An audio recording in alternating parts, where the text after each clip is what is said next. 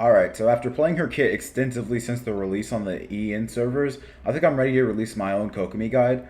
So in this guide, I'm going to go over the best way I think is you should play Kokomi. It just makes sense to me how her kit's supposed to function like that. There is problems with her kit, but this makes the most sense with what we have. Now, if you thought the information in this video was helpful, or if you thought it was something that was good, I would really appreciate it if you could hit the like button, subscribe, and then just help the channel grow in general. It really does mean the world to me, guys. So, without any further ado, let's go ahead and get into the video.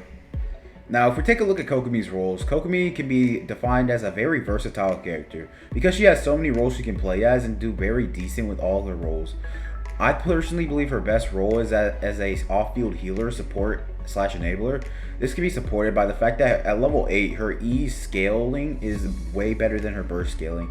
She heals for 704% of her HP at level 8, while as her burst at level 8 is going to be healing you for 1.29 on hit, which is about 5.16% healing on everybody as long as you're healing all 4 party members including Kokomi. This is why she makes a better off-field healer, support / sub DPS and enabler. Now if you really wanted to make it work, Kokomi can also be played as a reaction driver, which uses a various amount of supports in order to make Kokomi work. And that team, there's nothing wrong with it, it's just the fact that it's more of the reaction supports doing more damage than Kokomi. So it's more like you're playing Beidou, Zenchu, Fischl, Kazuha, more than you're playing Kokomi. However, Kokomi does make the team work, so I do think it's worth a try if you really do like using Kokomi.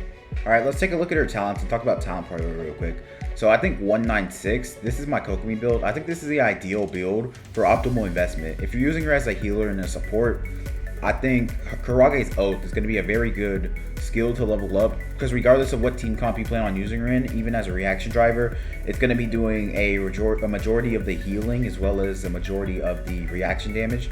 I think the Elemental's Burst is good to level up as well. I wouldn't really level it up any more past this unless you're planning on using her as a reaction driver. That's just my opinion though. Alright, onto her artifacts. For her artifacts, if you plan on using her as a support, the best support set for Kokomi is 4-piece Tenacity of the Millilith. If you plan on using her as a healer, you're going to want to go healing percent on the hat, HP Sands, and an HP Goblet. For a reaction driver Kokomi, you're going to want to run 2-piece Heart of Death and 2-piece Tenacity of the Millilith with the healing percent bonus hat and energy recharge sands, as well as a hydro damage bonus goblet. Alright, let's talk about her weapons real quick. So for support Kokomi, she really only has 2 options. The Thrilling Tales of the Dragon Slayer, which gives your next character a 48% attack buff at R5 for the next 10 seconds, which is insane value for low investment.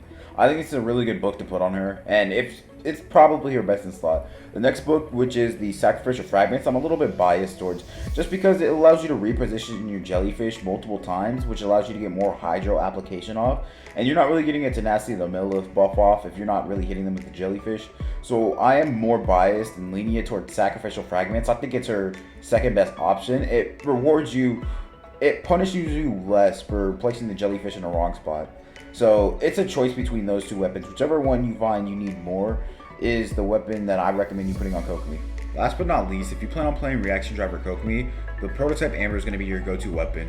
However, if you're able to have enough ER without worrying about getting your burst back too often, I recommend switching over to the Thrilling Tales just to buff your supports like Zenchu and Beidou even more, which will lead to more overall team damage. Alright, next I want to talk about our team comp. So we have Tapu Koko, which is a Electro Charge focused team. I think this is a nice team, and it focuses on Kokomi being a reaction driver. This team works well together though, just because Kokomi synergizes the Electro Charge, making it a very good team. Next we have Flash Frozen Fish, which is more of a cryo Kokomi team. I've heard she works better than Mona in these types of teams. I haven't personally tried it myself, just because I don't have the required units built for this team, but I think it would work pretty good. Last, we have the Goldfish of Team, Goldfish of Doom, which is the team you see in the back here. This is my favorite team, which is with Yoimiya, Raiden, Beidou, and Kokomi. It's really nice, and I like running sack frags with this one just so I can get the jellyfish somewhere close to where Yoimiya wants to shoot the enemies at. This is my favorite team, but that's the team comp section. Next, I want to talk about her 5-star weapon. Now, I haven't mentioned it at all this video just because I don't think it's worth pulling for the sake of this video, but the 5-star weapon is going to beat out the Prototype and Reaction Driver Kokomi teams. However, in support Kokomi teams, you really just want the Thrilling Tales with the sack frags. So I don't think the weapon is worth it. However, if you plan on running Reaction Driver Kokomi, then I think you might as well put it on her there. But that's really it for that weapon. Alright, the last thing I want to talk about before I end the video is her constellations. Now, I didn't pull for constellations and I will not be pulling for constellations. So I don't want to really talk about the constellations just because I have no first-hand knowledge with them. Alright, but that's going to be it for the video. I appreciate you sticking by and watching it to the end. Like I said, if you have any comments or if you think I didn't cover anything in detail or questions, just go ahead and leave it in the comments section. If you felt like this information helped, feel free to leave a like. I really do appreciate those who leave likes and comments. It really does make my day. But that's going to be it for me, guys. I appreciate you guys watching. Until the next one, later.